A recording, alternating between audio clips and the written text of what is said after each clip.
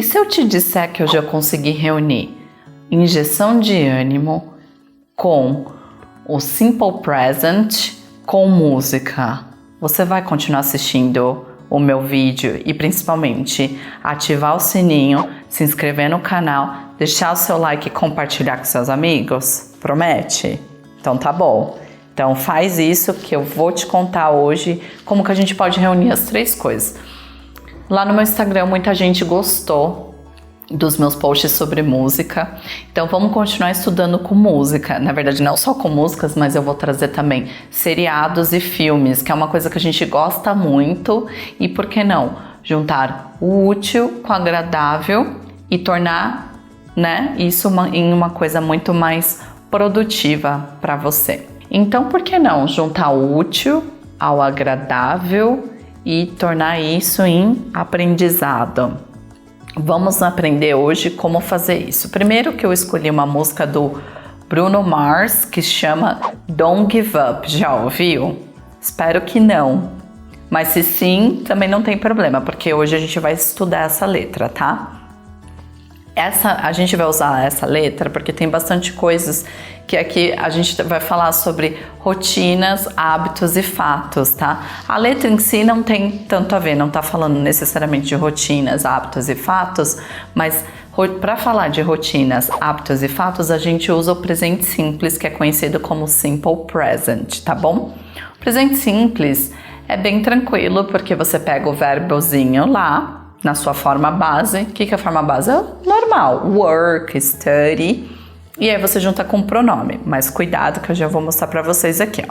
Então vamos abrir essa tabelinha aqui, talking about routine, facts and habits. Vamos aprender a fazer a frase no afirmativo. E eu usei um verbo bem tranquilo, que não precisa de complemento, que é o I work, tá? Para facilitar. Então aqui ficou eu trabalho.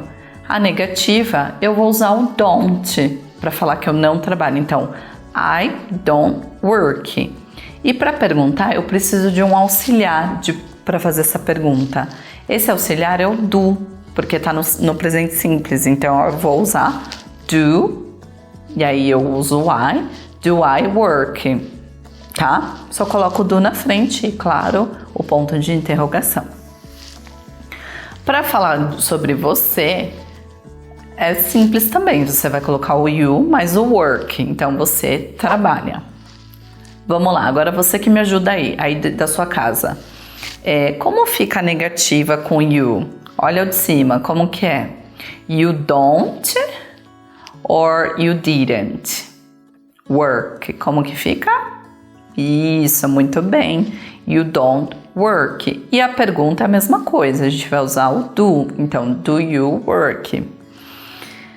Vejam aqui que para o he, she, it eu coloquei um verdinho aqui, um verde escuro, porque eu chamo esses pronomes de pronomes especiais.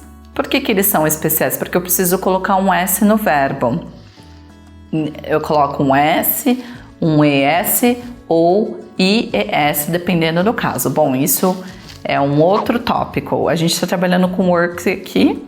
Então, no work a gente precisa colocar um S no verbo, tá? Então, toda vez que eu tiver o he, she, it, no verbo eu tenho que me atentar a isso. Então, só para o he, she, it que vai mudar o verbo. Então, tá aqui, he works, she works, it works, tá? Na negativa, para he, she, it, eu vou usar o doesn't, tá? Então, he doesn't work, she doesn't work, it doesn't work. Então, ele não trabalha, ela não trabalha. It doesn't work, ele não... it é para objeto, né? Objeto ou animal, não trabalha. O work também pode significar funcionar. Então, aqui eu poderia interpretar como não funciona. Por exemplo, o computador não funciona, tá? Então, o it eu usaria para substituir o computador. Na pergunta, como eles são especiais... Então, eu também uso um auxiliar diferente. Então, eu vou usar o does. Ó, aqui, por exemplo, com he fica does he work. E a 2, aqui embaixo, eu coloco do she work or does she work? Isso, muito bem. Good job. Does she work, né? Porque eu falei, he, she, it é especial. E por último, does it work, tá?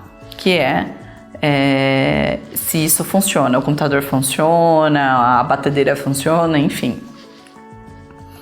Na linha de baixo na afirmativa, aqui ó, we work, como fica a negativa aqui? We não é especial, ele é igualzinho o I e o you lá em cima, tá vendo? Até a cor. Então vai ficar como a negativa? We don't or we doesn't work? Perfeito, we don't work. E na pergunta, do we work? Perfeito, porque a gente usa o do para os não especiais, vamos colocar assim, os pronomes não especiais. Lá na afirmativa agora, tá incompleto, tá? O número 5 tá incompleto, mas a gente vai ter aqui a negativa, you don't work e do you work, né? Vocês não trabalham, vocês trabalham? A pergunta. Como fica a afirmativa aqui? Isso, you work, que nem lá em cima, tá? E por fim, they work, eles trabalham, they don't work, eles não trabalham. E a pergunta, como que fica? Does they work or do they work? Yes, do they work? Muito bem. Então vamos resumir aqui. A gente usa o Simple Present para falar sobre o quê? 3 coisinhas, vamos lá. Rotina, hábitos e fatos, certo? Perfeito. Como que eu formo as frases? Basicamente eu pego os pronomes, se não forem os especiais, vamos falar dos não especiais. Pego o pronome, mas o verbinho. I work, I study, they eat, né? Perfeito. Então eu pego o pronome mais o verbo. E um complemento se necessário. Se for he, she, it, eu tenho que me atentar porque eles são especiais e demandam um S, ES ou IES, dependendo do verbo no final, tá bom? Nas frases negativas, para os pronomes não especiais, né, os normais, vamos colocar assim para facilitar, a gente usa o doesn't or don't. Isso, muito bem. O don't, a gente vai usar o don't. Então, por exemplo, we don't work, they don't study, I don't eat fruits, ok? Então, eu vou usar o don't. Para os especiais, vamos colocar assim, os diferentão, eu vou usar o doesn't. Perfeito. Vou usar o doesn't. Então, he doesn't work, she doesn't study, it doesn't eat fruits, tá bom? O animalzinho não come frutas, então a gente usa o doesn't. E por fim, nas perguntas para os não especiais, eu vou usar o do. Muito bem, vamos usar do. Então, do you work? Do they study English?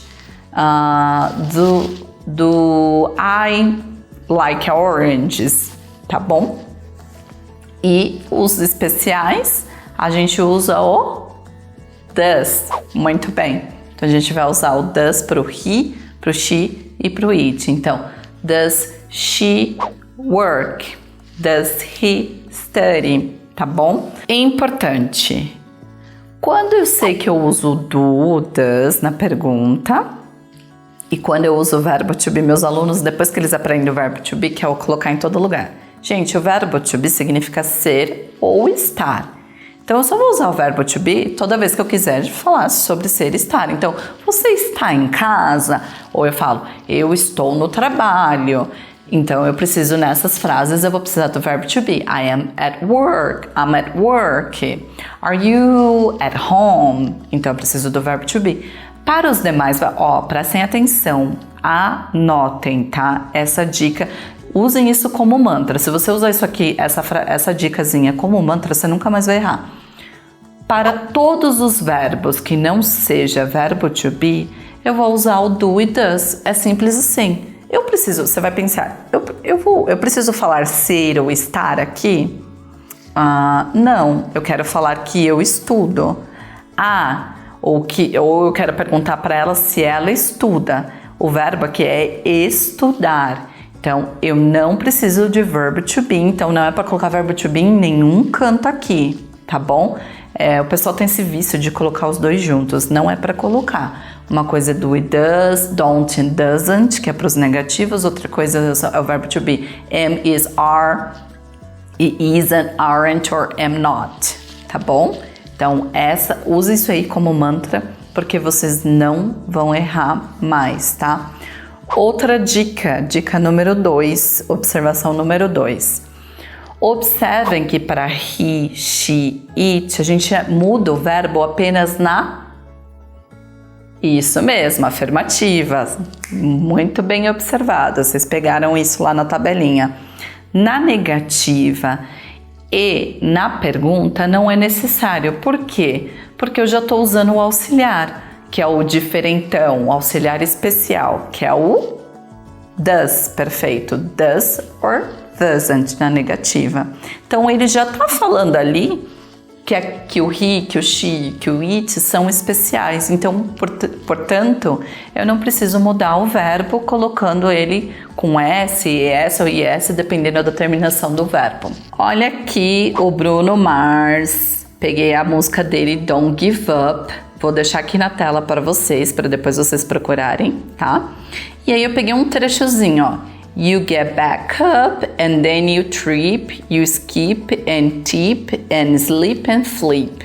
Bastante verbo no presente simples aqui. Então eu peguei o get back up. Get back up significa levantar-se, tá? Então você se levanta. Então eu coloquei aqui na tabelinha, olhem aqui. I get back up, I don't get back up, do I get back up? E aí, eu coloquei de exercício, eu quero que vocês façam no caderno de vocês essa mesma tabelinha para vocês ficarem praticando, tá? O presente simples. Para todos os pronomes, preste atenção no he, she, it, tá? Aí vocês vão fazer na afirmativa, na negativa e na interrogativa. Essa é a lição de casa de vocês, tá bom? Então é isso, espero que vocês tenham curtido a aula de hoje. E não se esqueça de escutar a música também depois, tá? Muito interessante, porque lá no começo eu falei que é uma injeção de ânimos. E aí eu vou explicar na próxima aula o porquê é uma injeção de ânimos. Mas se você já conferir a letra e ouvir, vocês vão ver que é uma letra muito interessante, porque Don't Give Up significa não desista. Então, lá vai falar sobre bastante coisa, sobre mais motivacional, tá bom? É isso, espero que vocês tenham gostado. Para finalizar, se inscreva no meu canal, ative o sininho, deixe o seu like e, claro, compartilhe com mais pessoas, gente. Muito legal a gente poder fazer 3 em 1. Aprender inglês com música, uma música motivacional, além de tudo dar um up e aprender sobre Simple Present. E me acompanhe, assiste o próximo vídeo porque eu vou pegar essa mesma música do Bruno Mars e a gente vai falar sobre 3 phrasal verbs. Vamos estudar um pouquinho mais sobre essa letra, tá? Já vai ouvindo, já pega a tradução, vai ouvindo, vai cantando, vai treinando com Lyrics Training, que eu já deixei aqui também, porque a gente vai aprender mais 3 phrasal verbs na próxima aula. Então é isso, meus queridos. Vejo vocês na próxima.